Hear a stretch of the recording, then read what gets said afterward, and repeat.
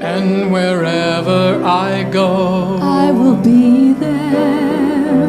And wherever I lodge, I will stay. And to you, my love of a lifetime, I make you this promise today. And as you leave your home to join with me now, may this union we've humbly begun be of one flesh, one God. And one This is a woman, okay? Now what I want you to see in this is that she's got a bunch of these strings, we'll call it hair, that come all back to a central point in her forehead. In between her ears, that's her brain. This is a woman's brain. It's all connected. It just flows together, okay? I'm not being sexist, I'm just doing an illustration. This is a man's brain, okay? A man's brain is made up of a bunch of drawers, boxes, whatever you want to call them. And men's brains are very simple.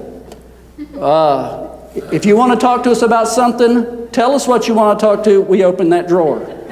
When we're done with that, we close that drawer, okay? You understand how this works, okay? Where a woman's brain just totally gobs together and every thought runs through an entire woman's brain, a thought for a man goes to a specific drawer and stops there. So what is the number one need of a wife? To be loved by her husband. Her number one need is affection. Has to have affection. Now this is not sex.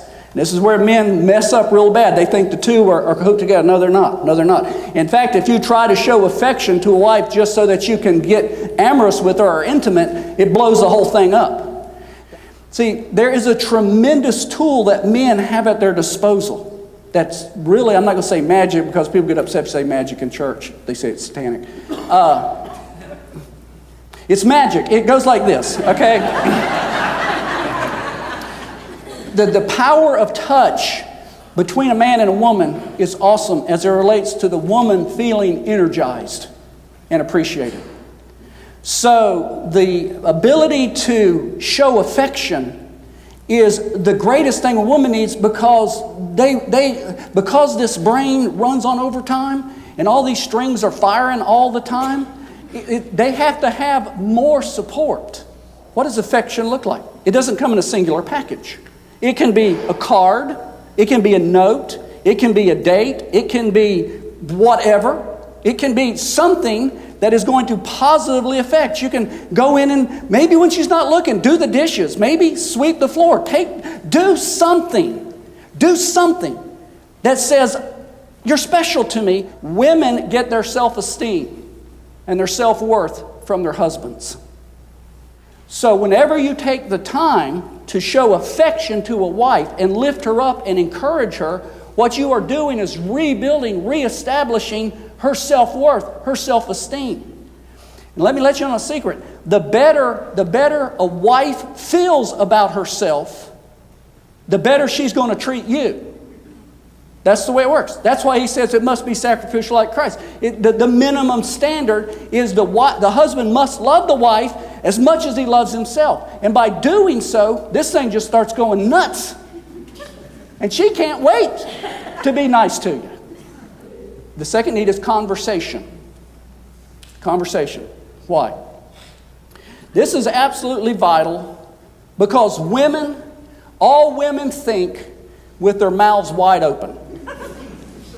And the reason conversation tends to break down is women's ability to start talking about the children and then flip over to their job and then to the clean house and then to the car and then back to the grandkids and blah, blah, blah. Okay, that's all going at one time. Here's the man. You started a conversation. He opened that box. And if you go, and women are bad about this, if you go and change the subject, okay, he's still in this box. He really is. He hasn't shifted gears. Okay, and he's wondering, what in the heck are you talking about? That's when it breaks down and falls apart. So you have to be kind here. See, we're not good at it. So you say, time out. That's why I got the Clemson hat up here. Say, time out. Time out. I'm going to change subjects now. What's the goal in conversation? It's not about solutions. And the problem with women having conversation with men is the first thing a man wants to do is give a woman a solution. She doesn't want your solutions. Here's the clue. Women most time are smarter than men anyway. What they want is your understanding. And it's like bingo. Because these things are blasting all the time, talking and our vulnerability and our transparency and our willingness to share feelings helps them sort all this out. Because honestly, it's going all the time. Now, let me give you a warning about something. If you've ever been surprised by having a small conversation with your wife and then she comes back a few minutes later and throws something at you that's totally out of left field, let me tell you how that works. You come home from work, she says, "Will you help little Johnny with his homework?" And you say, I open my tired box and go, "No, I'm tired. I have a headache. Maybe later." She says, "Okay," but it's not. She walks out of the room and she says, "He won't help Johnny with his homework. Johnny's going to grow up stupid. Johnny's going to fail school. Johnny's going to hang around with hoodlums and bad guys. Johnny's never going to get a job. Johnny's going to get in trouble with the law. Johnny's going to go to prison for the rest of his life." And she walks in the room and goes, "We're never going to have grandchildren."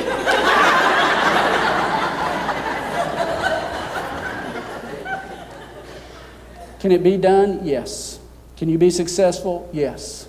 It requires that most important relationship. Life's most important relationship is heaven's most beautiful relationship. And that's Jesus Christ as Lord and Savior. Are you there? You need to be. The greatest gift that you can give your wives and your families, men, is Jesus Christ in the flesh.